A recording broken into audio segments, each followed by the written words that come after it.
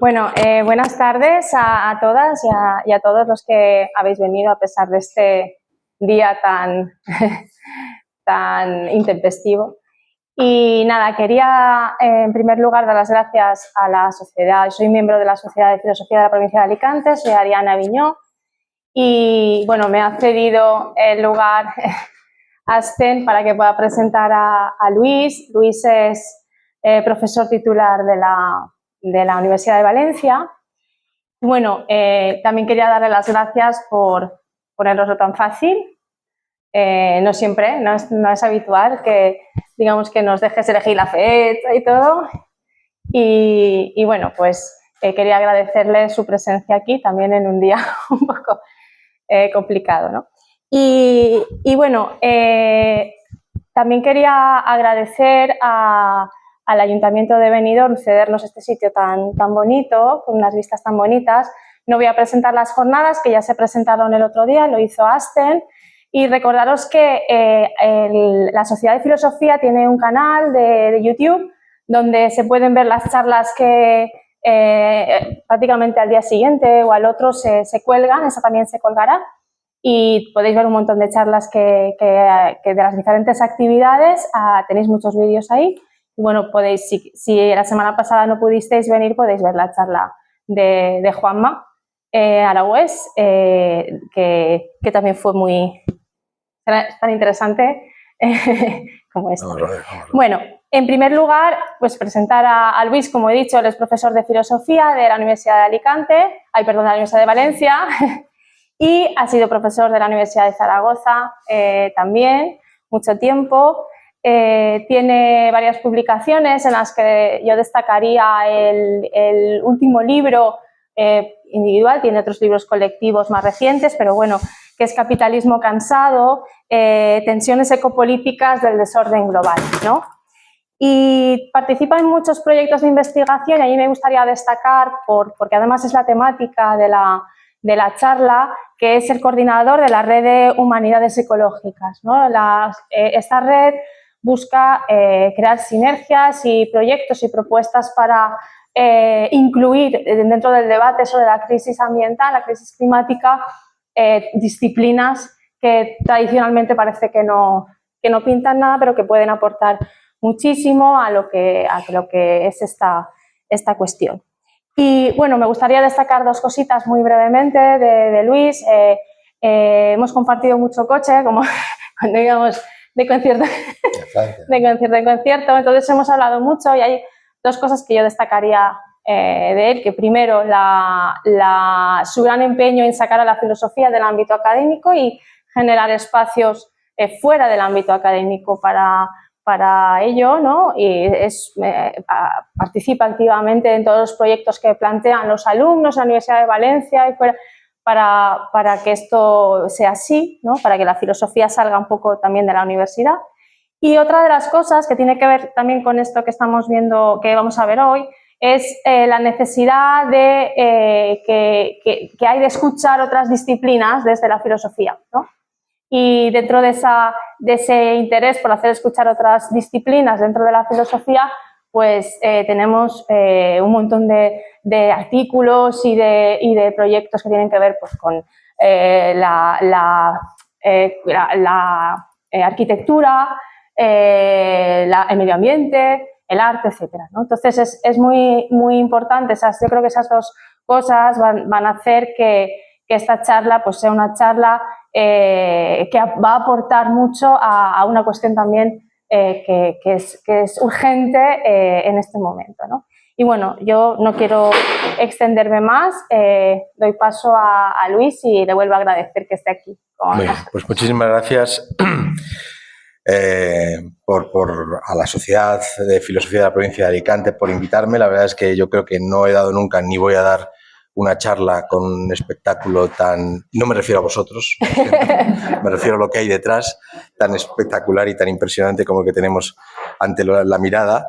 Y bueno, pues no está mal el lugar, porque de lo que se trata es un poco de invitarnos a todos a conservar esa belleza. Yo lo que he preparado para compartir hoy con vosotros y con vosotras es como poner en limpio lo que han sido trabajos, investigaciones y hallazgos, yo diría modestísimamente, que en mi caso particular, para mí, no para los demás, para mí en particular han supuesto una iluminación porque me han permitido, digamos, aproximarme a lo que podríamos llamar la filosofía, pero desde una perspectiva efectivamente vinculada a las humanidades ecológicas. Entonces yo lo que he intentado es, yo tengo una formación más bien de historia de la filosofía moderna y lo que he intentado, lo que he descubierto es que en esa modernidad, que en muchos sentidos o hemos dejado atrás o quizá en buenas dimensiones de ella debíamos dejar atrás, hay conexiones que a mí solo se han mostrado como evidentes cuando le hemos aplicado ese sesgo, por así decirlo, ecológico, con sensibilidad ambiental a la cuestión. Entonces, yo querría empezar un poco por hacerlo de una manera algo provocadora, planteando qué posible conexión podría haber entre cuestiones, temas, preguntas tan heterogéneas como estas, por ejemplo. Por ejemplo, ¿qué vincula? Supongo que muchos de los presentes serán profesores de filosofía, me imagino. Entonces, y si no, ¿quiénes no lo sois? ¿Quiénes no estáis formados? Bueno, pues vale, entonces haré un esfuerzo por no dar por supuestas cosas. Bien, en la filosofía de la naturaleza clásica de la modernidad hay una idea que es la idea del espacio absoluto y el tiempo absoluto, vinculada a Newton, ¿no? Bueno, ¿qué conexión tiene, por ejemplo, ese espacio y el tiempo absoluto con una cosa tan aparentemente ajena como puede ser el cálculo de la felicidad al que nos instaba Bentham desde su utilitarismo? Luego hablaré de estos asuntos con más calma, así que no pasa nada porque de momento quede un poco como abierta la pregunta. O, por ejemplo, ¿qué conexión hay entre la concepción de los animales máquina, que defendió en su momento Descartes, y la ley de la oferta y la demanda en el ámbito de la economía política?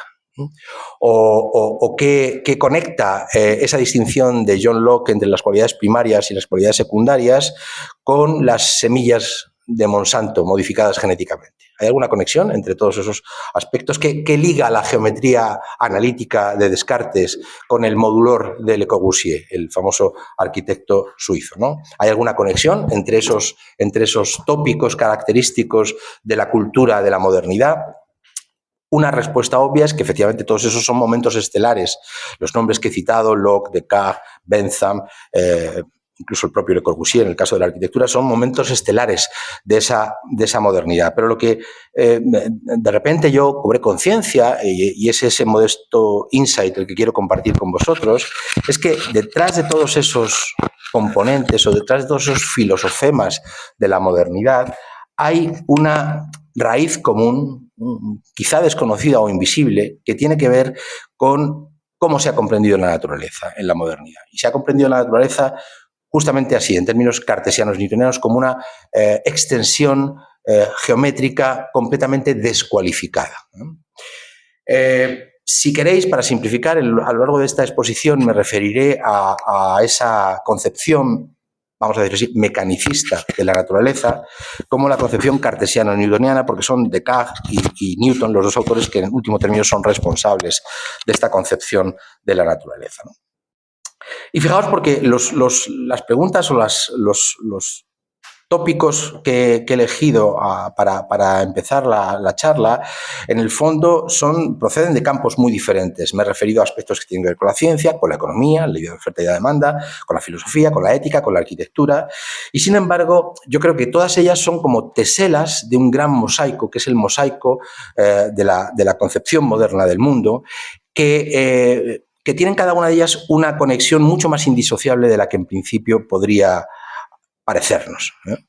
¿En qué medida, justamente esto es lo que quiero plantear, en qué medida esa concepción del mundo, que, repito, desborda consideraciones estrictamente científicas o económicas o políticas o estéticas o morales, para integrarlas todas ellas en lo que podemos llamar una especie de programa civilizatorio, que ha sido el de la modernidad, qué conexión tiene eso con la crisis ecológica y ecosocial en la que estamos ahora instalados? Es justamente el objeto que intentaría, digamos, explicitar en esta hora y pico que tengo por delante, ¿no? A eso es a lo que me gustaría dedicar la sesión, y por eso, digamos, la primera tesis implícita que yo querría defender y con la que querría, digamos, poner las cartas encima de la mesa sería básicamente esta.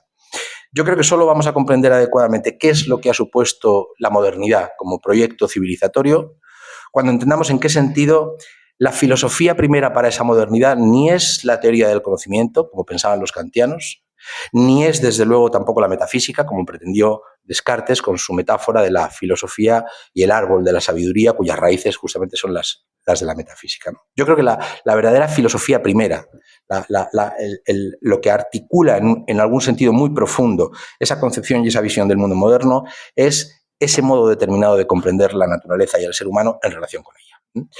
Entender la filosofía justamente como algo que tiene que ocuparse de una naturaleza que ha sido descualificada, que ha sido convertida fundamentalmente en algo que se puede abordar desde un punto de vista formal y legaliforme. Pensad que en el fondo la gran contribución de Newton es esa, haber reducido el universo físico a 3 modestísimas leyes, las leyes de la física, ¿no? Yo creo que ahí está, en algún sentido, el núcleo, la raíz, esa desconocida raíz común de la imagen que tenemos, que nos ha legado la modernidad. En el título de la ponencia he utilizado un término un tanto técnico, cosmograma, que no tenéis por qué saber qué significa, pero que es un término que yo creo que ilustra muy bien la idea que esta especie como de conjunto mosaico de teselas coordinadas entre sí que voy a intentar desplegar, ¿no? Y lo he hecho inspirándome en un libro, el término no es suyo, pero digamos, la idea que evalúa así, en un libro de Richard David que se titula Cosmovisiones, una introducción a la historia de la filosofía de la ciencia. En ese libro, David pone de manifiesto como una cosmovisión, lo que él denomina cosmovisión, que es algo muy parecido a lo que yo mencionaré como bajo el término cosmograma, en realidad no es un conjunto de ideas o de creencias separadas, interrelacionadas y reunidas, digamos, a modo de patchwork, sino que es un sistema de creencias entrelazadas, un sistema de creencias interconectadas. Y de hecho, en ese libro, que a mí me pareció muy interesante y fascinante porque nos permitió ver, a mí en particular, de dónde procede nuestra concepción moderna del mundo, David se detiene en lo que serían las 2 grandes cosmovisiones que ha conocido Occidente. Me voy a limitar a Occidente, que es el terreno que malamente puedo conocer yo, pero en esa historia del pensamiento occidental ha habido 2 grandes cosmovisiones dominantes. Una de ellas es la cosmovisión, también por simplificar, que llamaré aristotélica, y otra la cosmovisión newtoniana. Y una de ellas deglutió y desplazó a la otra, me refiero a la de Newton, allá por el comienzo del siglo XVII. Ahí empezó a fraguarse, a principios del siglo XVII, una nueva manera de mirar el mundo como resultado, entre otras cosas, de la incapacidad que la cosmovisión, digamos, antigua o antiguo-medieval tenía para hacerse cargo del tipo de información que empezaban a tener los hombres y mujeres de aquella época, ¿no? ¿Y por qué traigo a colación ese asunto? Bueno, pues por lo siguiente, porque del mismo modo que hubo un tiempo, aproximadamente en torno a 1570, en que esa cosmología aristotélica empezó a mostrar que era incapaz de entender el mundo en el que tenía ante sus ojos, yo creo que en algún sentido nosotros estamos en una situación semejante. Estamos ante un mundo que ya no podemos comprender con las categorías que han funcionado hasta bien entrada la modernidad tardía. A ese respecto, la imagen del mundo que heredamos de la modernidad cartesiano-newtoniana yo creo que claramente ya no es viable. Y sin embargo, en muchos sentidos, el sentido común de la época, quizá no los científicos de vanguardia, pero sí el sentido común de la época, sigue de algún modo presa de esa cosmovisión. Y yo creo que es parte de ese desajuste lo que genera esta especie de desorientación y desconcierto que tiene nuestra civilización en este momento, que, insisto, yo creo que se parece mucho a la que debieron experimentar los hombres y mujeres allá por el año 1600, ¿no? Ha entrado en crisis una imagen del mundo, pero todavía, por así decirlo, no tenemos exactamente una metáfora alternativa para sustituir esa imagen que hoy nos damos cuenta que ya no funciona. Y justamente de aquí se deriva la segunda tesis que quiero defender ante vosotros y que tendría que ver con esta idea, ¿no? La tarea que tenemos por delante, si queremos hacer frente al cambio climático y a la crisis ecológica y ecosocial en la que estamos insertos, yo creo que es una tarea absolutamente colosal, sin duda. Pero es colosal porque no implica transformar uno u otro aspecto de nuestro mundo, de nuestra civilización. No es un problema solamente de superar el capitalismo, no es un problema solo de poner la ciencia y la tecnología al servicio de las verdaderas necesidades humanas y no del interés del capital, o de redefinir los imaginarios o redefinir nuestros horizontes de deseabilidad, qué tipo de cosas deberíamos desear, tanto en lo individual como en lo colectivo. No se trata solo de conseguir desplegar una filosofía moral, una ética que sea menos raciocentrada, menos antropocéntrica. Se trata de hacer todo eso a la vez. Digamos, en ese sentido, la gran transformación que tenemos por delante es lograr ese cambio completo de mundo, si queréis, de cosmos, por lo que me parece oportuno, dado que el concepto de cosmovisión es un tanto añejo, utilizar esta idea de cosmograma. Cosmograma es en realidad un término inventado por estos dos, este es el texto de David, no voy a entretenerme, es un texto escrito, un libro escrito por John Terz y Bruno Latour, un nombre muy importante de la filosofía de la ciencia del siglo XX y de principios del siglo XXI, ya fallecido, y es el término que utilizan estos dos autores para, digamos, denominar algo parecido, para los que seáis de filosofía os sonará, y los que no pasa nada, no os perdéis nada, a lo que Heidegger llamaba la cuaternidad, ¿no? Esa especie de alianza entre cielo, tierra, dioses y mortales, ¿no? Ellos no utilizan el término cuaternidad, pero la idea del cosmograma, de algún modo, también es como un plan que incorpora relaciones entre humanos, entre lo divino, lo sagrado y la naturaleza, ¿no? Y en ese sentido, dice John Terz, un cosmograma implica un determinado tipo de ecología. La manera o la aproximación que hagamos al oikos, a la casa, al hábitat, va a depender en buena medida de cuál sea el cosmograma de partida del que arranquemos, ¿no? Pues bien, mi impresión es que esto que con algún entusiasmo algunos intentamos, en fin, difundir, las humanidades ecológicas, especialmente desde el campo de la filosofía, que es en el que yo me muevo, yo creo que tienen por delante una tarea muy importante, que es colaborar, modestísimamente, pero colaborar en la medida de sus fuerzas, a buscar un cosmograma diferente. Un cosmograma diferente del que pudiera estar allí dibujándose en libros tan importantes de ese mundo moderno como La Nueva Atlántida de Francis Bacon, Los Principia Mathematica de Newton o La Mecánica Celeste de Laplace, ¿no?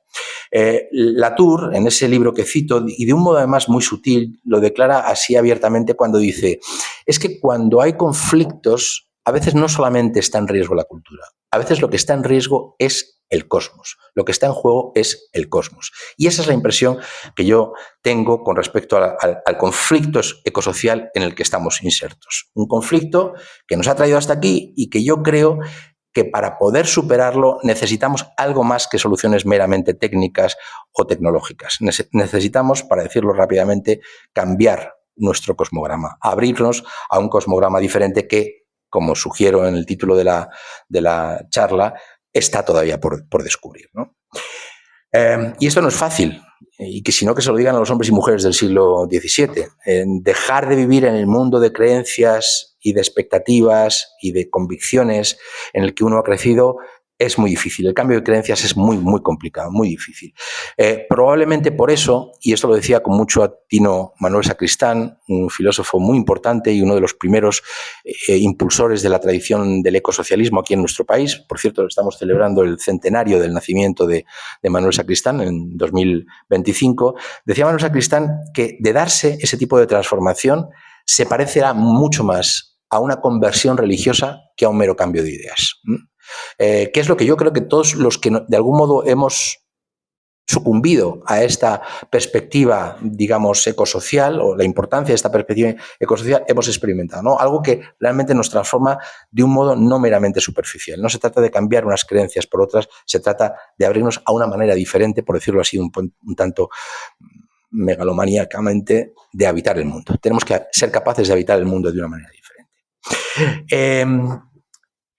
Hablaba de cosmovisión, hablaba de cosmograma. En realidad, como muchos de vosotros sabéis, el autor que más sistemáticamente ha abordado el análisis de esto que podríamos llamar las cosmovisiones, en alemán es Weltanschauung, es Wilhelm Dilthey, un autor de finales del siglo XIX, ¿no?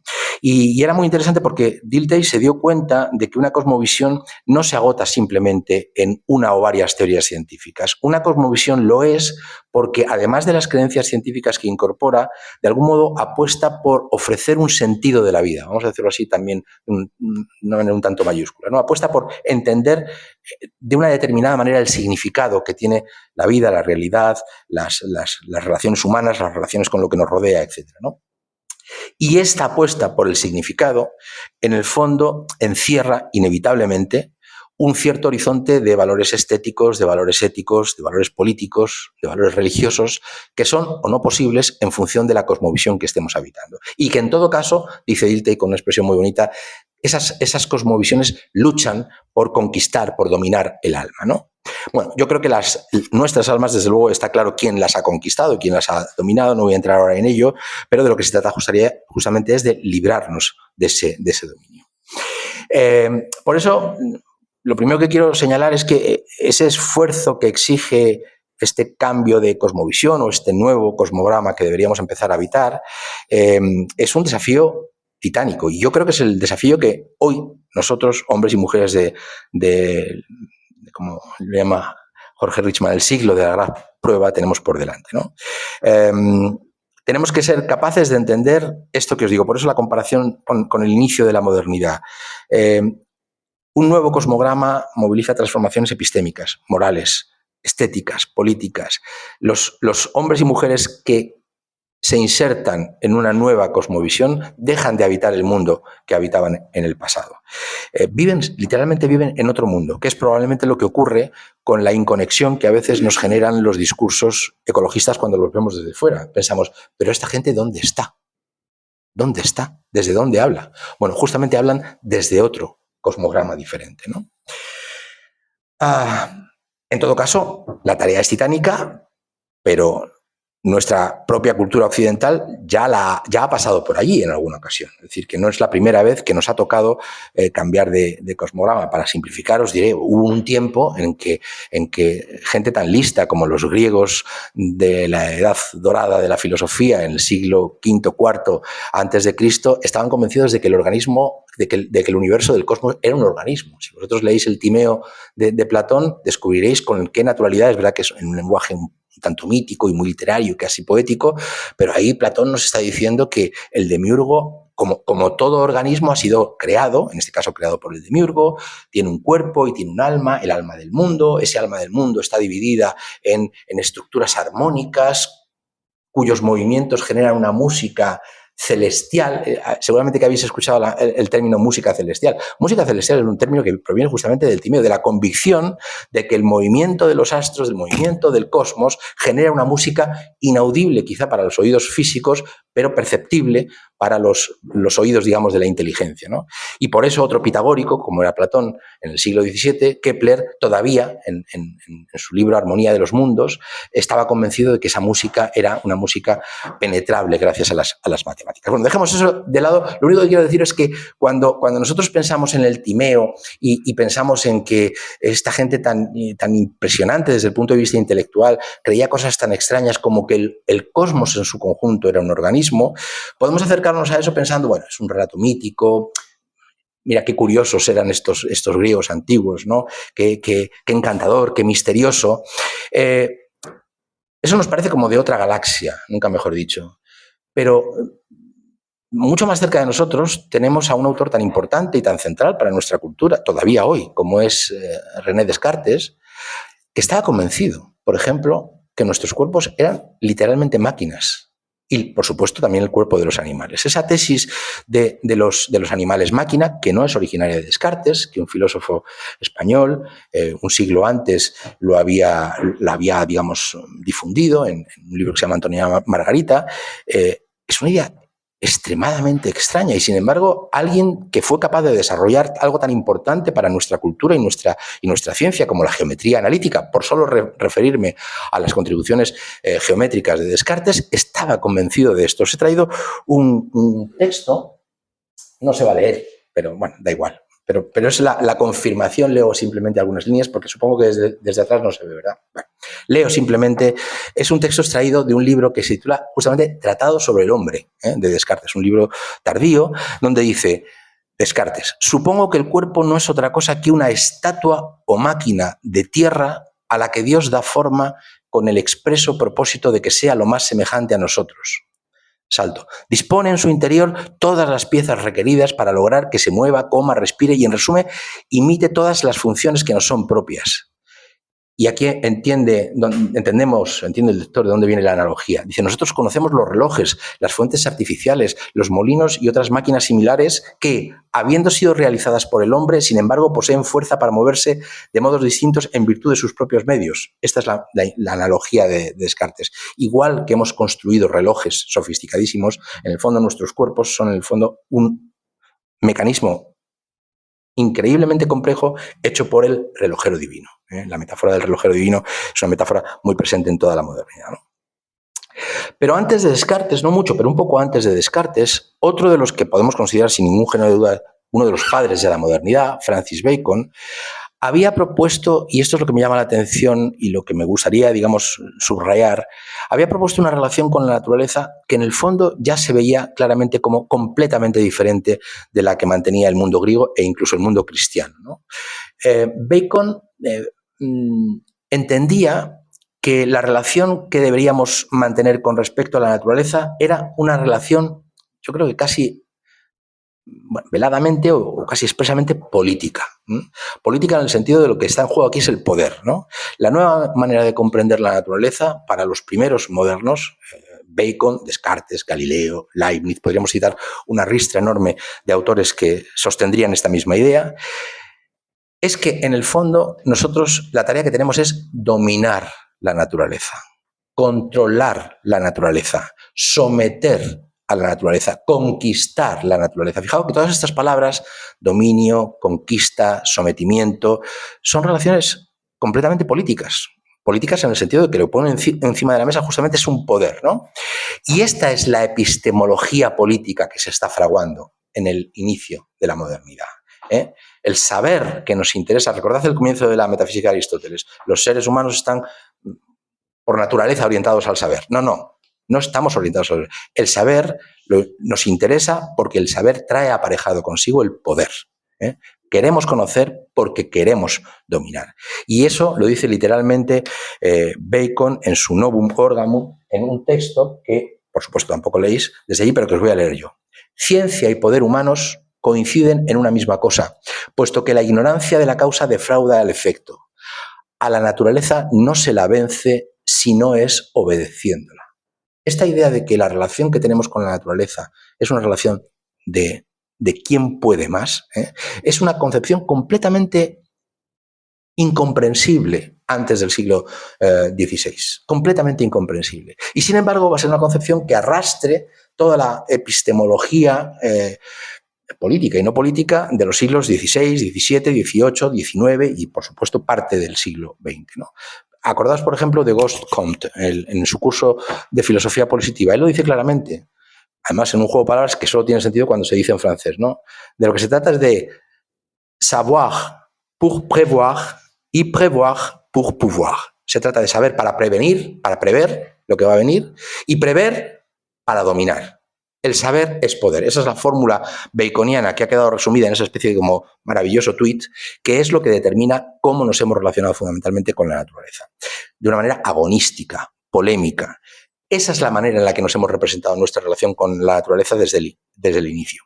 Y creo que no es una manera, digamos, ni inocente ni baladí. En el fondo lo que revela, desde mi punto de vista, es que esa concepción de la naturaleza de carácter mecanicista que se inaugura con la modernidad, en el fondo trae inevitablemente acompañándola una determinada ecología política.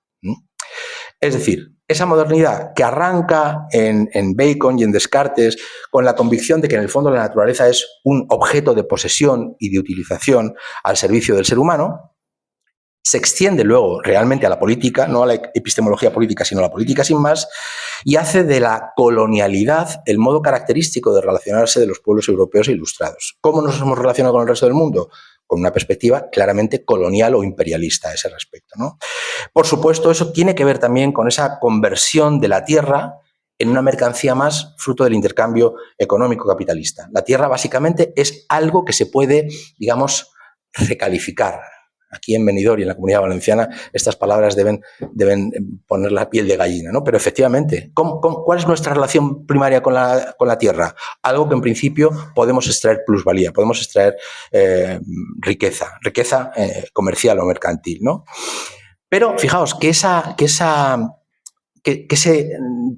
relación un tanto agonística, polémica y dominadora con la naturaleza se ve todavía hoy en esos sueños húmedos de algunos posthumanistas que están convencidos de que hasta la propia condición humana puede ser manipulada sin reservas porque tenemos a nuestro alcance justamente el secreto de ese código, de ese lenguaje, que es justamente el código genético, ¿no? Entonces, hay algo de cierto en aquello que la Escuela de Frankfurt, sobre todo ese libro maravilloso de Adorno y Horkheimer, que es Dialéctica de la Ilustración, habían detectado con buena parte de razón, ¿no? Esa especie de pulsión dominadora de la naturaleza que está alentando la concepción moderna del mundo, en el fondo es solo la otra cara, el envés de una moneda que en un lado tiene la dominación de la naturaleza, pero del otro lado tiene la dominación de unos seres humanos con respecto a otros seres humanos, ¿no? Y esto es en algún sentido lo que la ecología política intenta sugerirnos, ¿no? Que todo esto es indisociable de la manera en que nos representamos a nosotros mismos y el lugar que ocupamos en esa naturaleza. Como os podéis imaginar, no puede ser la misma manera de representarse y de habitar el mundo alguien que, como por ejemplo le pasa a John Locke en el segundo tratado del gobierno civil, dice, y cito, que la tierra y todo lo que hay en ella le fue dada al hombre para soporte y comodidad de su existencia. Si tú tienes esta idea de que la tierra está ahí para tu comodidad y tu existencia, no te puedes relacionar con el mundo del mismo modo a que sí lo que crees, como creen los que recuerdan este proverbio indio, ¿no? De que la tierra no es una herencia que recibamos de nuestros padres, sino más bien es un préstamo que nos han legado nuestros hijos para que conservemos y dejemos a su alcance, ¿no? No somos los herederos, somos los custodios. Si tú te representas de esta manera la relación con el mundo, obviamente tu relación no puede ser exactamente la misma, ¿no? Y sin embargo, y esta es la idea que quiero subrayar, esos sueños más ambiciosos de la modernidad, algunos de los cuales siguen hoy presentes, se han forjado en esta concepción mecanicista de la naturaleza. El supuesto de que, en el fondo, en la naturaleza, todo es susceptible de ser reducido a acciones y reacciones, ¿eh? Esto es, si hay algo newtoniano, justamente es la idea de acción y reacción, ¿no? A toda acción le corresponde una reacción simétrica y en sentido contrario, ¿no? Y, por supuesto, bajo el principio de conservación de la masa y de la energía. Otra idea fundamental que descubrieron los primeros modernos, Descartes, Galileo, Leibniz y compañía. Claro, desde este punto de vista, si esta es la manera como nosotros vemos, de un modo Kant hablaba de la natura formal iter spectata, ¿no? La naturaleza considerada desde un punto de vista puramente formal. Si esta es la manera formalista, legaliforme que nosotros tenemos de ver la naturaleza, obviamente hay muchas cosas que empiezan a parecerse unas a otras. Por ejemplo, conocéis seguramente el famoso demonio de Laplace. No sé si os suena esta idea del demonio. Laplace era un newtoniano, un completo y convencido newtoniano, que decía, claro, si realmente el determinismo que instaura el mecanicismo moderno es correcto, entonces en realidad un demonio que tuviera una capacidad, hoy diríamos, de computación infinita, es decir, un demonio que pudiera tener una potencia de cálculo infinita y supiera cuáles son las posiciones, el momento y la velocidad de cada una de las partículas del universo, podría anticipar perfectamente el futuro.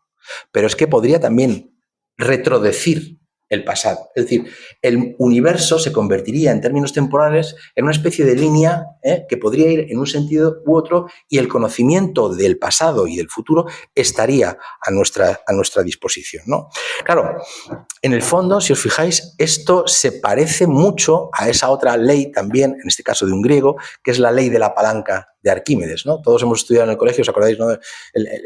La ley de la palanca decía algo así como la potencia del brazo, por un lado, por la resistencia ¿cómo era? La potencia de su brazo es igual a la resistencia por el suyo, o algo así era la fórmula, ¿no? En todo caso, fijaos, una estructura que, si conocíamos las fuerzas, podíamos equilibrar perfectamente. Aquella frase que se atribuye a Arquímedes, no sabemos si es cierta o no, de dadme un punto de apoyo y moveré el mundo. ¿Qué estaba diciendo en el fondo con eso Arquímedes? Estaba diciendo, si yo tengo geométricamente la palanca bien construida y me dais la cantidad de fuerza necesaria, soy capaz de mover cualquier cosa. Esta idea de una disponibilidad infinita de fuerza, de materia o, como vamos a ver enseguida, de energía, es todavía el presupuesto que sigue latiendo en nuestra concepción, en la concepción de la modernidad que tenemos hoy. Y esa es justamente el origen, desde mi punto de vista, el punto ciego de esa cosmovisión que tenemos que revisar. Una cosmovisión, claro, para la que desde este punto de vista mecanicista, que estoy tratando así muy rápidamente de resumir, la vida orgánica se convierte en una anomalía, en algo difícilmente de explicar en términos estrictamente mecánicos, ¿no?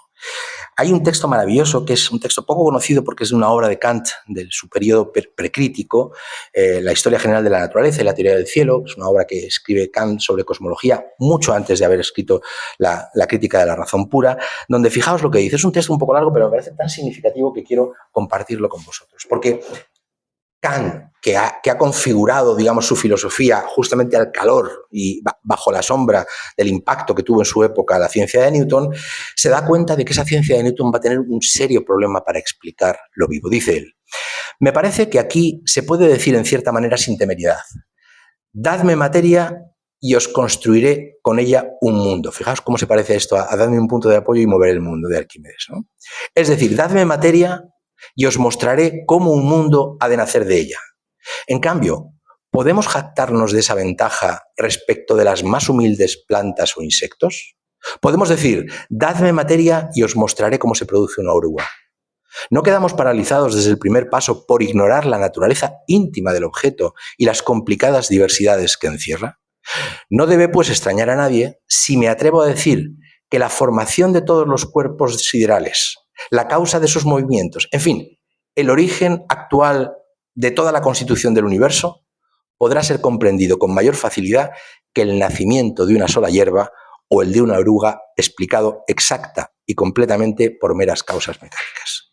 Es más fácil explicar el universo entero, el cosmos, que explicar una modesta brizna de hierba. ¿Por qué? Justamente porque esa brizna de hierba está viva. De hecho, esta idea la repite mucho tiempo después, ya en la época madura, en un texto de la Crítica del Juicio, que también quiero compartir con vosotros, donde dice, de una forma todavía más equivocada, como vais a ver enseguida, ¿no? Dice, resulta absurdo siquiera esperar que alguna vez pueda surgir un Newton capaz de hacer comprensible tan siquiera la producción de un hierbajo con arreglo a leyes ordenadas sin propósito alguno. A él le parecía, estamos hablando de 1790, le parecía imposible que pudieran hacer un Newton de la biología.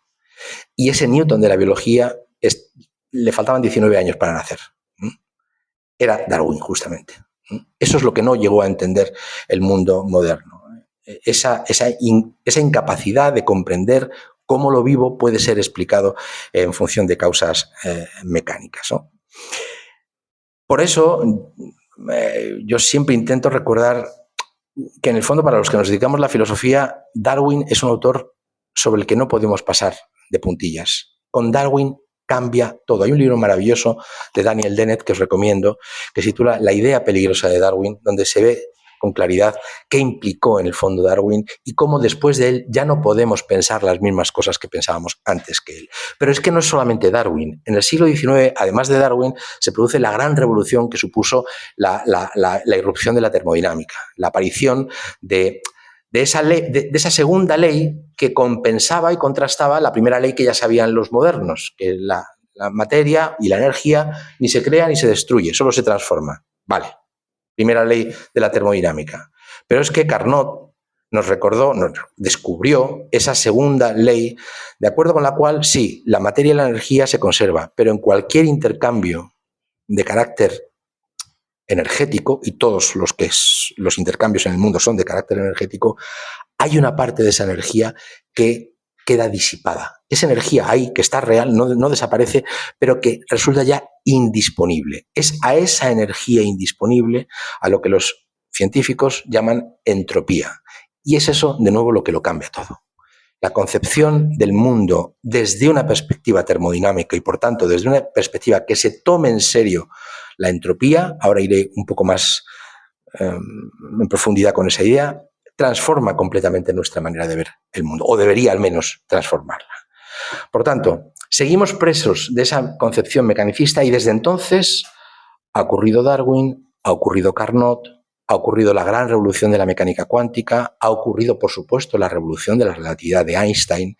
Estamos en el horizonte, en la práctica, en la realidad científica del mundo, estamos en un horizonte completamente post-newtoniano o post-clásico, pero sin embargo nuestro cosmograma sigue ¿cómo diría yo?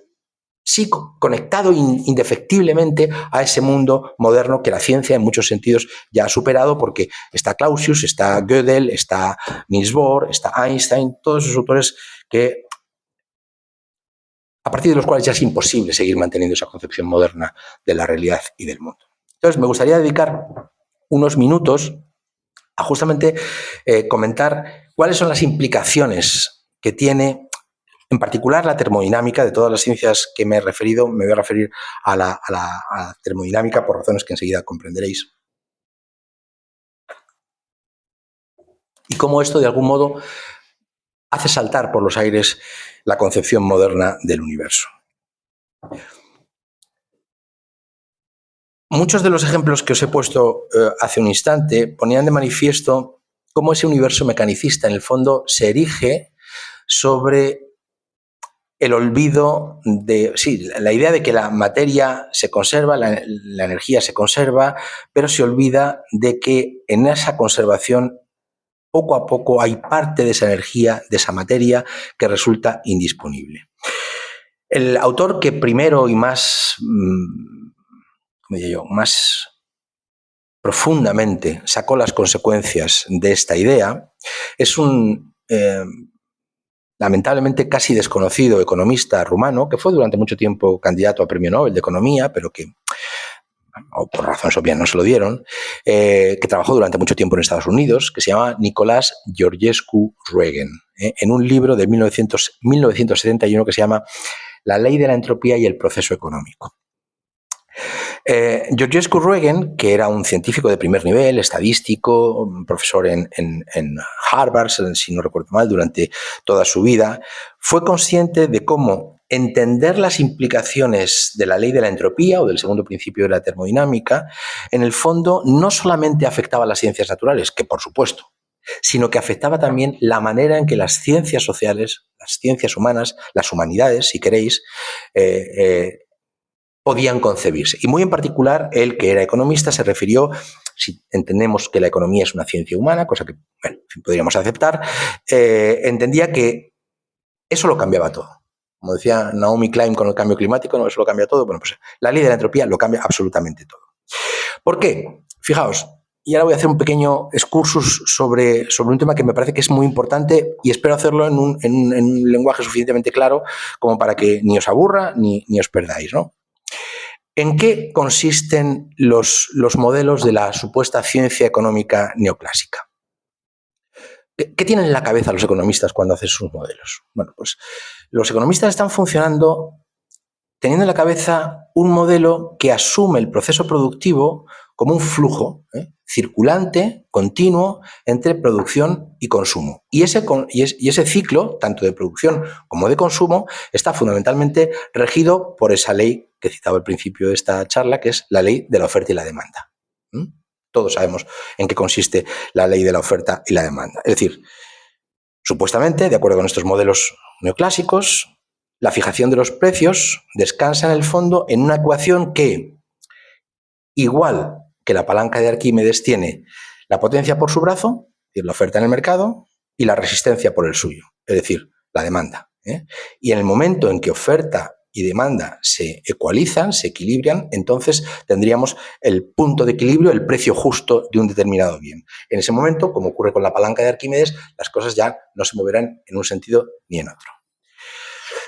Georgescu Roegen, que es un autor que pasa con toda razón por ser el padre de la bioeconomía, él la llamaba bioeconomía, hoy los pocos que se dedican a su cultivo suelen referirse a esa disciplina como economía ecológica, entiende que asumir este análisis de la economía es incurrir como mínimo en dos errores, un error objetivo y un error subjetivo. Desde el punto de vista objetivo, el error fundamental de esta concepción es entender que los aportes que la naturaleza realiza al proceso productivo, por ejemplo en términos energéticos, en términos de materiales, de materias primas, decimos nosotros, en el fondo deben ser, digamos, tratados como meras externalidades del problema.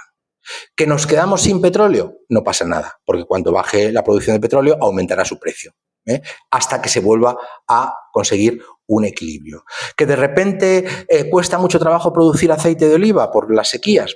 No pasa nada, simplemente el aceite de oliva aumentará de precio y eso permitirá que ese proceso de circulación entre producción y consumo siga funcionando de acuerdo con las mismas reglas.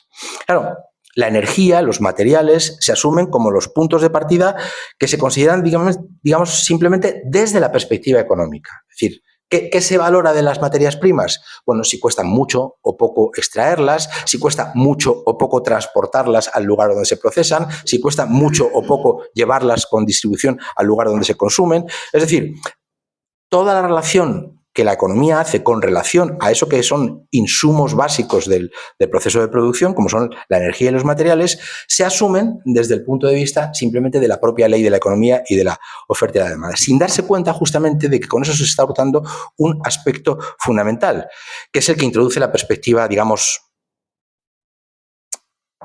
entrópica. La energía no es un insumo más del proceso productivo, es una condición de posibilidad. Sin energía no hay ningún tipo de producción. De hecho, sin energía no hay ningún tipo de intercambio, vamos a decirlo así, entre organismos. No hay economía, pero sin intercambio de energía y, por tanto, sin entropía no hay forma de estar vivo. Básicamente, los seres vivos, por decirlo en estos términos, somos, este es el término, somos, lo decía Ilya Prigogine, estructuras disipativas. ¿Qué significa que un organismo sea una estructura disipativa? Un organismo es algo que, en la medida en que está vivo, está continuamente, digamos, sorteando la muerte. Está disipando, vamos a decirlo así, ese momento que tarde o temprano va a llegar, pero es un dispositivo necentrópico, para utilizar el término técnico, un dispositivo que lucha contra la entropía, que básicamente es desorden, es destrucción y, en último término, es muerte, ¿no? Todo esto lo ignora la economía precisamente por hacer abstracción de esta perspectiva termodinámica del proceso productivo. Pero luego hay un problema que ya no es objetivo, que es más bien de carácter subjetivo, y es que el tipo de racionalidad económica a la que llegan a adquirir los modelos económicos se limita a entender que los sujetos humanos somos, ellos utilizan la metáfora del homo economicus, ¿no? Somos una especie como de dispositivo abstracto que intenta a toda costa maximizar nuestros deseos a partir de la información de que disponemos. Y por lo tanto, ¿qué es un homo economicus? Un homo economicus es alguien que sistemáticamente lo que está es intentando maximizar sus deseos. Al modelo antropológico de la economía le da igual qué religión tiene ese homo economicus, le da igual qué creencias estéticas tiene ese homo economicus, qué creencias incluso religiosas, qué valores morales puede defender. La economía hace abstracción de todo eso para quedarse justamente solamente con esta estructura, por así decirlo, básica, desnuda, descualificada, como la propia naturaleza de la que veníamos hablando antes, de acuerdo con la cual somos maximizadores de utilidad. Esto es, para un economista, un consumidor, un agente económico, un maximizador de su propia utilidad. Y hay un autor donde esto es absolutamente claro y evidente, es otro de los momentos también brillantes de la modernidad a ese respecto, que es Jeremy Bentham. Jeremy Bentham, como quizá sepáis muchos, es uno de los padres del utilitarismo, junto con James Mill y con su hijo John Stuart Mill, en el siglo XIX, y ellos intentaron hacer una revolución moral que en el fondo asumía este supuesto del modelo economicista, ¿no? Para Bentham, como enseguida vais a ver por los textos que traigo a colación, lo único que cuenta para comprender la acción de la gente es un principio heurístico que hace que si la gente se conduce racionalmente, inevitablemente tiene que comportarse de esta manera. Solo querrá aquello que le es útil. Puede equivocarse, pero entonces habrá un defecto de información, de conocimiento. Pero con la información correcta, el modelo económico del Homo economicus es exactamente el mismo que el modelo de la ética utilitarista, ¿no? De hecho, Bentham llegó a idear, ingenuo él, llegó a idear una especie como de algoritmo, cuando no existían los algoritmos, que llamó el felicific calculus, ¿no? El cálculo felicitario, diríamos, ¿no? Es decir, una especie como de calculadora, justamente, que te diría qué es lo que es racional en términos morales hacer cuando pasa el input a partir del algoritmo que la calculadora le ha facilitado. ¿Y en qué consiste ese algoritmo?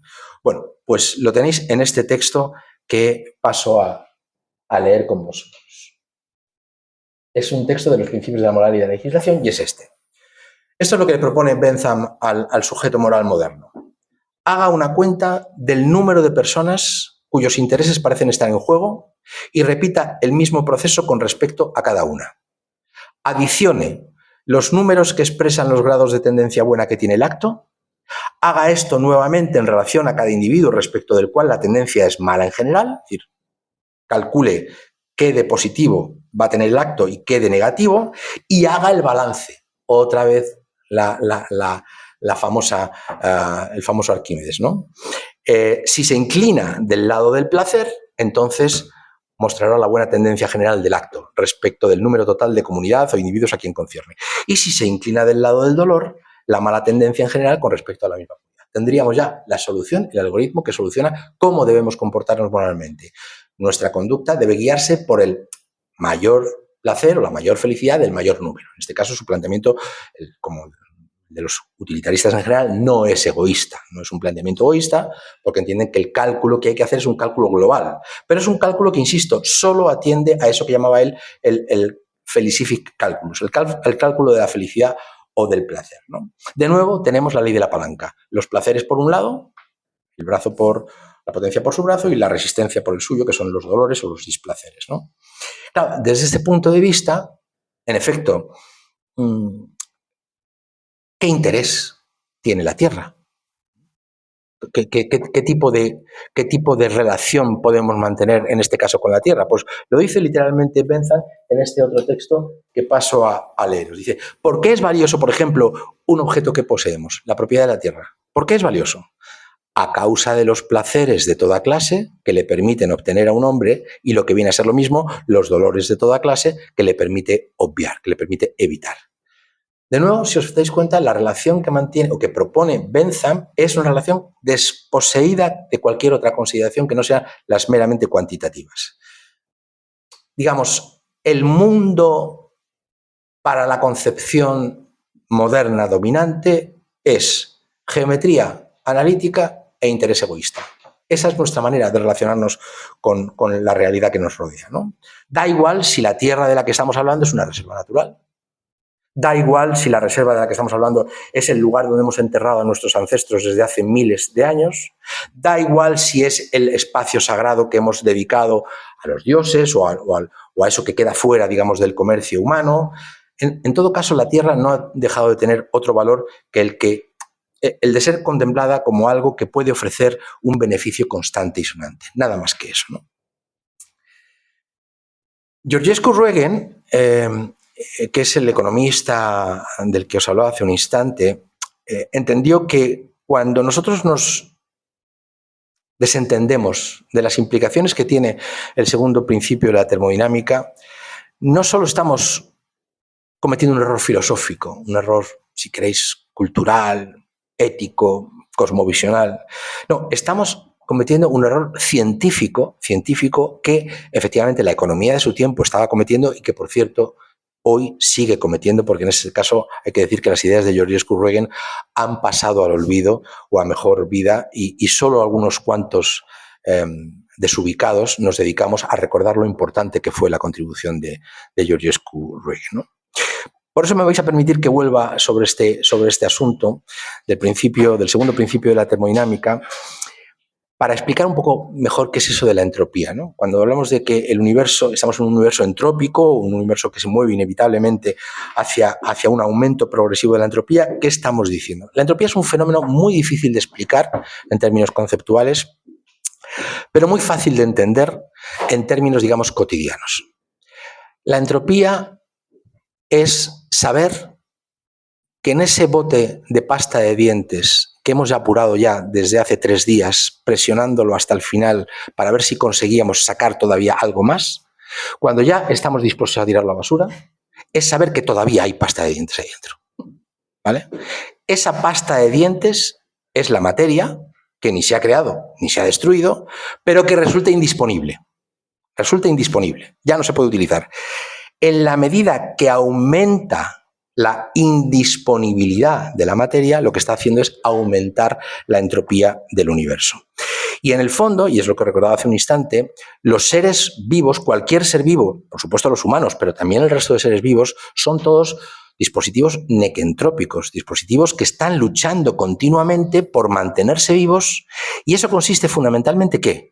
Consiste en aprovecharse de fuentes de baja entropía, utilizar esas fuentes de baja entropía y transformar esa materia aumentando la entropía inevitable del universo. Entropía, para nuestros cálculos, para nuestros, digamos, intereses de esta charla, vale la pena que los sustituyáis por desechos. Es imposible estar vivo sin obtener orden del mundo y producir desorden en forma de desechos. Estar vivo es un proceso que inevitablemente produce de forma inexorable entropía, es decir, produce desorden, produce desechos, ¿produce qué? Produce esto que el mundo moderno no quería ver, produce un cambio cualitativo. En el mundo no solamente hay cambios cuantitativos, como los que le interesaba a la física del siglo XVII y del siglo XVIII. Existen también cambios cualitativos. Y el más importante, y es el que contribuyó a descubrir justamente Carnot con la termodinámica, es la idea de que, a diferencia de lo que pensaba Laplace, el mundo podía ser recorrido hacia adelante y hacia detrás, como quien rebobina una película, no. El mundo tiene una flecha temporal inequívoca. El mundo se dirige a un punto inexorable, si es que llevan razón los científicos y los cosmólogos que nos hablan justamente del origen del universo y del final del universo. Porque el universo tiene un origen, el Big Bang, pero el universo también camina hacia los científicos lo llaman el Big Freeze, el gran enfriamiento, ¿no? A un universo vacío, oscuro, silencioso, donde la entropía, por así decirlo, se ha desarrollado hasta el límite. Y esto es un cambio fundamental en el universo. No ya la historia humana, que por supuesto, quizás a lo mejor no tiene un sentido, pero la del universo claramente tiene un sentido. Es imposible el desarrollo del tiempo sin que, mientras que haya seres vivos y haya intercambios energéticos, como sabéis, la base de todo esto reside en un hecho fundamental. Cuando nosotros ponemos en contacto dos cuerpos de diferente temperatura, siempre, sistemáticamente, la transición se da del cuerpo más caliente al más frío. No ocurre que de repente pongamos 2 cuerpos de diferente temperatura y el poco calor que conserva uno se lo dé al más caliente. No. La temperatura siempre va del cuerpo más caliente al más frío. Es decir, cualquier intercambio metabólico o físico implica, en el fondo, una ampliación de eso que llamaba la termodinámica la entropía.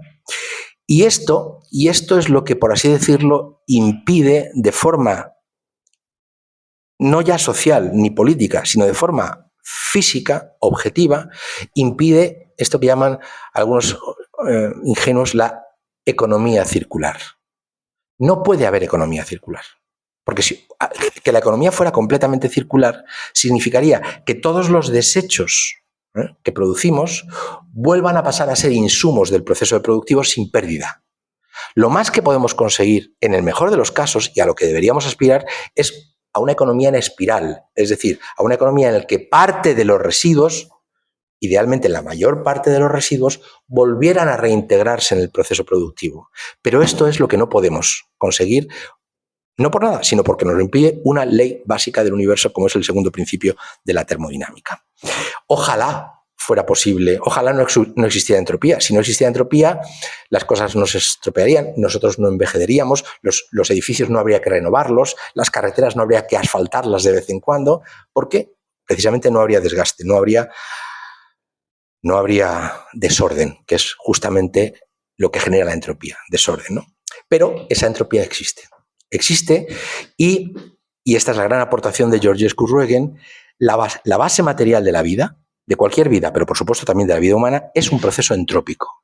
¿Qué significa esto? Significa que toda estructura viviente, como les decía hace un instante, se mantiene a sí misma extrayendo entropía, baja entropía, si queréis, estructuras relativamente ordenadas del entorno y generando desechos, produciendo residuos de alta entropía o, si queréis, alto desorden. De una manera, como el concepto de entropía es difícil de manejar, si queréis, cada vez que oigáis ese concepto, poned en lugar de entropía desorden y os sale una ecuación bastante parecida, ¿no? Y claro, esta es la cuestión y esto es lo que realmente han olvidado el 99% de los economistas y, por supuesto, de los políticos que siguen a esos economistas. Y es que el proceso económico no puede verse sino como un proceso entrópico. Cualquier proceso, por modesto que sea, cualquier proceso económico es un proceso entrópico. Es decir, bueno, vamos a dejar que hable el propio Georgescu Ruegen. Dice: puesto que el proceso económico consiste materialmente en una transformación de baja en alta entropía, es decir, en desechos, y dado que esa transformación es irrevocable, los recursos naturales han de constituir necesariamente parte de la noción de valor económico. Claro, si esto es así, entonces ya no vale la mirada neoclásica, que veía la economía como simplemente un cálculo de intereses o de trabajos dificultados o no por la naturaleza, pero que en todo caso podrían ser regulados por la ley de la oferta y la demanda. No. Necesitamos abordar los procesos económicos desde una perspectiva, vamos a decir sí, no ya solo económica, sino ecológico-política. Sabéis que Marx escribió sobre la economía política, ese es el subtítulo del Capital, ¿no? Contribución a la crítica de la economía política. Bueno, sí, la economía política está muy bien, pero es que además hay una ecología política de la que no debemos olvidarnos, ¿no? Y es justamente esa la que normalmente el mundo moderno y el mundo económico moderno ha ignorado. Si nosotros aplicamos una mirada termodinámica, si queréis decirlo así, al proceso económico en el que estamos sumidos, lo que nos damos cuenta es que en términos, digamos, termodinámicos, nuestro planeta es casi un sistema cerrado. Un sistema cerrado es aquel que no puede obtener energía del exterior. Entonces, si nosotros descartamos, y ahora volveré con ello, la energía que nos llega del Sol, y descartamos las pocas toneladas de polvo estelar que cae a la atmósfera como resultado, digamos, de ese viaje infinito que lleva la Tierra por el universo, nuestro sistema es un sistema cerrado. Aquí hay los materiales que hay y punto. Y hay la energía que hay. Si este sistema no es del todo termodinámicamente cerrado, es porque estamos obteniendo, gracias justamente a la inmensa energía que nos ofrece el Sol, una enorme cantidad de insumos energéticos que es el origen de todo. El origen de todo, incluso de los combustibles fósiles. Pensad que el petróleo son restos fósiles, es decir, restos de seres vivos y orgánicos que hace a lo mejor 400.000 años llevan pudriéndose debajo de la Tierra todo ese tiempo, pero que hace 400.000 años estaban vivos gracias a la luz del Sol.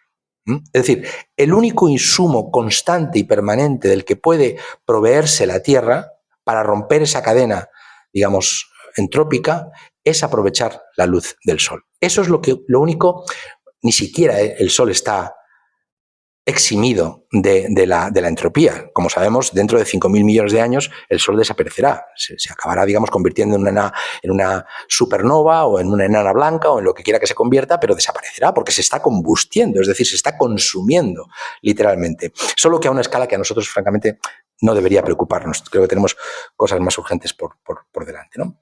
En todo caso, lo que me interesa ahora compartir con vosotros es cómo Georgescu Ruegen, que no era ningún revolucionario, ni era ningún izquierdista revoltoso, ni que pretendía subvertir por razones político-morales un sistema que considerara injusto. No, su mirada es más bien la del científico social que intenta extraer consecuencias de esta idea, que repito, es una idea básica, elemental, pero de la que apostaría a que muchos de vosotros ni siquiera habéis oído nunca hablar, ¿no?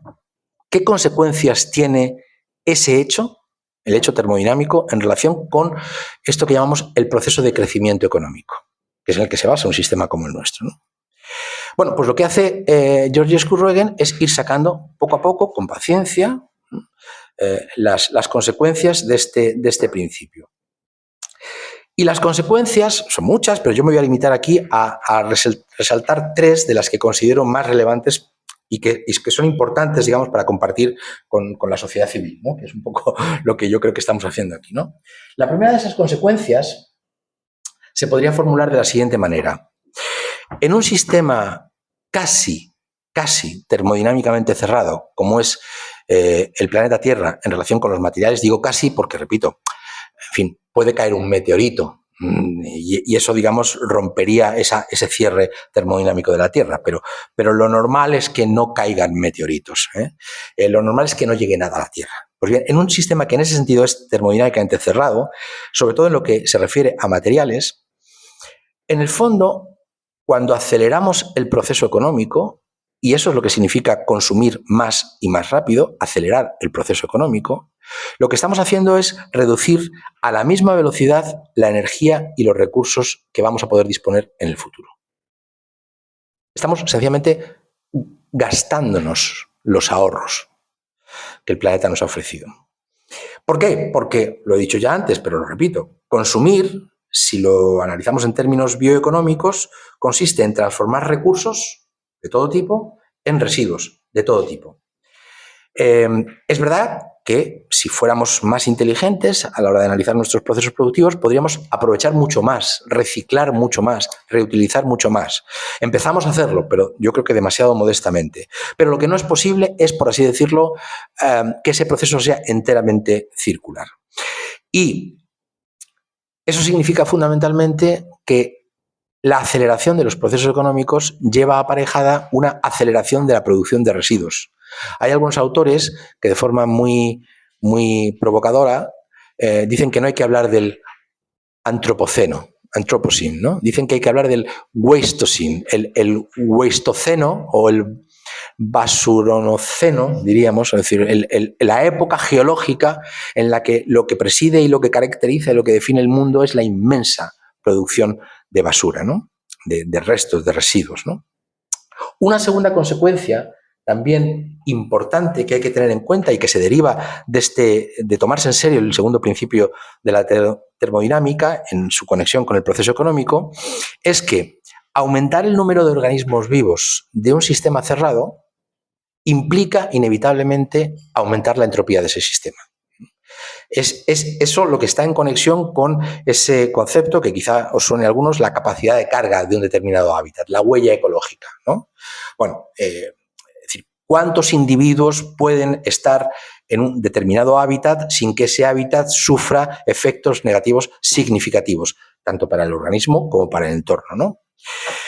Si nos limitamos, por simplificar, cosa que está lejos de ser obvio y evidente, por lo que luego podríamos comentar, ¿no? Pero si nos limitamos solamente a los organismos vivos de la especie Homo sapiens sapiens, si nos referimos solamente a los humanos, ¿qué significa esto? Significa que la conexión entre el número de individuos que poblemos el planeta y la entropía es evidente. Implica cobrar conciencia de las implicaciones ecológicas que tiene el crecimiento demográfico. Os recuerdo que en poco más de 100 años hemos pasado de apenas 1.500 millones de personas en este planeta a 9.000 millones de personas. Ese crecimiento demográfico en términos termodinámicos importa.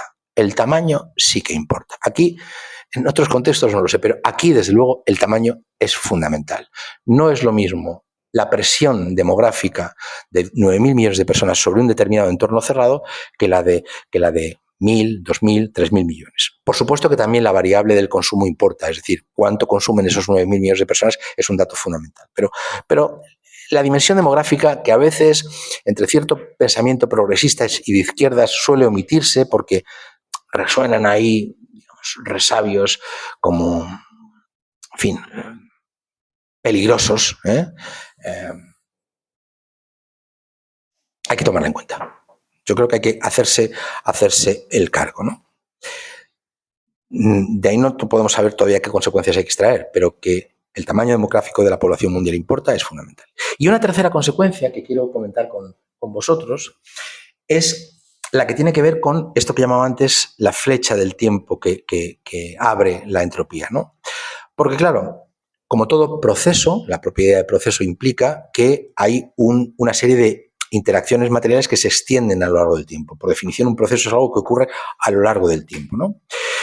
Bueno, pues ese proceso económico supone una serie de interacciones materiales cuyas consecuencias tienen que incorporarse esa dimensión de la flecha temporal. Por supuesto, de nuevo, esa dimensión de la flecha temporal tiene muchas escalas. Me vais a permitir que ponga un ejemplo. Si yo cojo una chocolatina y la abro y me la como muy parsimoniosamente, es posible que me llegue a aguantar hasta la cena. Si me la como de un bocado, no. Pero da igual. Por muy lento que la vaya comiendo, si la estoy comiendo continuamente, tarde o temprano, esa chocolatina va a desaparecer. Pues bien, lo mismo pasa, vamos a decirlo así, con la entropía del universo. Digamos, no sabemos cuánto tiempo le queda al universo, pero sabemos que está entre esta tarde, que no parece que la cosa esté por acabarse, y el Big Freeze del que hablaban los cosmólogos, ¿no? Dentro de eones de años, ¿no? Bien, pero en esa especie de tiempo indeterminado lo que sí sabemos es una cosa. El tiempo que les quede a la especie humana sobre el planeta está garantizado, pero en función de cuál sea la conducta y el comportamiento de esa especie en ese tiempo futuro. Dicho de otra forma, alargar o acortar la duración de la chocolatina, si me permitís hablar así, es la duración de la vida de la especie sobre el planeta, una vida que va a desaparecer, porque en el momento que se apague el sol aquí no quedará rastro de nada vivo, ese tiempo en parte está en nuestras manos. Hay algo que podemos controlar y podemos controlarlo a base de reducir, de decelerar esos procesos de consumo. Y por tanto, aunque sea en una modestísima parte, el futuro de la especie humana está en nuestras manos, por decirlo de algún modo así un tanto grandilocuente, ¿no? Por tanto, fijaos, tenemos como tres parámetros. Tenemos tres parámetros que son mutuamente interdependientes. Tenemos el parámetro consumo, tenemos el parámetro población y tenemos el parámetro tiempo. Lo que significa que en términos morales, o si queréis políticos, el escenario que nos queda por delante a nuestra generación y a las generaciones venideras, yo creo que es uno de estos tres escenarios que comparto con vosotros. Hace una especie como de modelo simplificado para ilustrar esta idea, ¿no? Nosotros, por ejemplo, podríamos mantener la población actual, 9.000 millones de personas, o incluso aumentarla. Podríamos incluso mantener el consumo de esa población o incluso aumentarlo, pero entonces eso sería al precio de reducir extraordinariamente el tiempo de la vida de la especie. Esa es la primera de las opciones. La segunda de las opciones podría ser la de aumentar o mantener incluso nuestro consumo de recursos per cápita y alargar el tiempo de vida de la especie, pero entonces eso sería solo al precio de reducir drásticamente el número de humanos sobre el planeta. Si de repente una hecatombe redujera la población de los 9.000 millones de personas a 500, os aseguro que el problema ecológico estaría resuelto. Y con ello la humanidad 8.500 millones de personas no, pero la humanidad seguiría con una promesa de una larga vida. Y el tercer modelo consistiría en aumentar o mantener la población del planeta e intentar mantener el tiempo de vida de la especie, pero entonces eso tendría que ser al precio de reducir drásticamente nuestro consumo de recursos per cápita. Lo que no podemos en ningún caso es hacer crecer los tres parámetros a la vez. Crecer la producción, o el consumo, mejor dicho, crecer la población y esperar durar tanto como el Sol nos lo permita. Para simplificar, podríamos decir, el primer horizonte es el que en el contexto, digamos, del ecologismo se conoce como bajo el acrónimo BAU, ¿no? Business as usual, ¿no? Que las cosas sigan como hasta ahora. Bueno, si este es el horizonte en el que nos planteamos, entonces, en el fondo lo que estamos deseando es que, por supuesto, todo siga igual como hasta ahora, a pesar de los datos de degradación ecológica, de cambio climático, de agotamiento de los recursos que se multiplican por doquier. Si no de jure, o en su autorrepresentación ideológica, de facto es el modelo en el que estamos instalados en este momento. Esta es nuestra concepción, por más que a veces queramos engañarnos, ¿no? Nada hemos hecho, ni en los últimos, nos separan ya 53 años de la publicación del libro de Georgescu Reagan, nos separan 52 años, no 54 del de Georgescu, del 71, y 53 del año 72, cuando se produjo la publicación de aquel famoso libro Los límites del crecimiento. Hace 50 y pico años ya sabíamos esto. Y en 50 años hemos sido incapaces de modificar ni mínimamente la trayectoria de desastre de nuestras sociedades industriales, ¿no? El segundo horizonte podríamos llamarlo abiertamente un horizonte ecototalitario. El segundo horizonte consistiría, como os recuerdo, en aumentar los niveles de consumo o estabilizarlos, pero para una población que fuera progresivamente menguando, bien sea por el control voluntario, porque decidamos no reproducirnos, o bien sea porque la guerra, la falta de recursos escasos, las catástrofes climáticas, la previsible falta de alimentos, contribuyen a una drástica reducción de la población mundial. En este horizonte, vamos a llamarlo así, ecototalitario, podríamos encontrar versiones diferentes, ¿no? Hay algunas versiones que apuestan porque las sociedades reduzcan drásticamente su población. O bien reduzcan drásticamente sus niveles de consumo. Lo primero suelen ser planteamientos de derecha, lo segundo suelen ser planteamientos, digamos, de izquierda. Aunque hay algunos, como los que con Musk siguen esa tendencia de que hay que, Elon Musk me refiero, que hay que reproducirse lo más posible porque la raza blanca y aria está quedándose en completa minoría, están pensando justamente eso, en aumentar la población de una sola comunidad, la comunidad WASP, blancos, anglosajones, protestantes y la mayoría de ellos norteamericanos, ¿no? Y finalmente, el tercer horizonte sería más bien el horizonte decrecentista, ¿eh?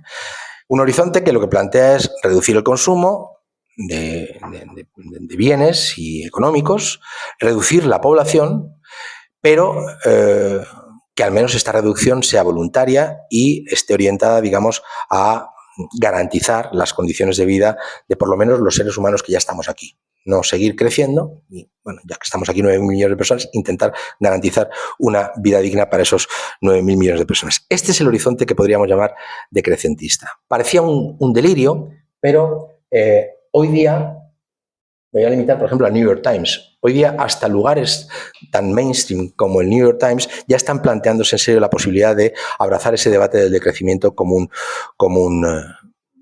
una posibilidad real, no un delirio de desubicados ecologistas, sino como una posibilidad real. Solo se me ocurre terminar esta sesión con una fórmula que para mí fue la que realmente me deslumbró y me dejó al mismo tiempo tocado cuando la leí, de Georgescu Reagan, porque de una manera muy ingenua, pero muy gráfica, dice literalmente lo siguiente. Creo que tengo una frase por aquí. Si pasamos por alto los detalles, podemos decir que todo niño nacido ahora significa una vida humana menos en el futuro. Pero también que todo automóvil Cadillac, claro, el Cadillac era, hoy diríamos Tesla, todo automóvil Tesla, producido en cualquier momento, significa menos vidas en el futuro. Esta es la consecuencia prístina de tomarse en serio un razonamiento como el del que nos propone el segundo principio de la entropía aplicado al proceso económico. Por supuesto, esto tiene unas implicaciones morales extraordinarias que ni siquiera voy a poder, no voy a poder ni siquiera mencionar, porque prefiero terminar aquí, me lo ha recordado además Ariane, y que tengamos un rato de conversación posible, ¿vale?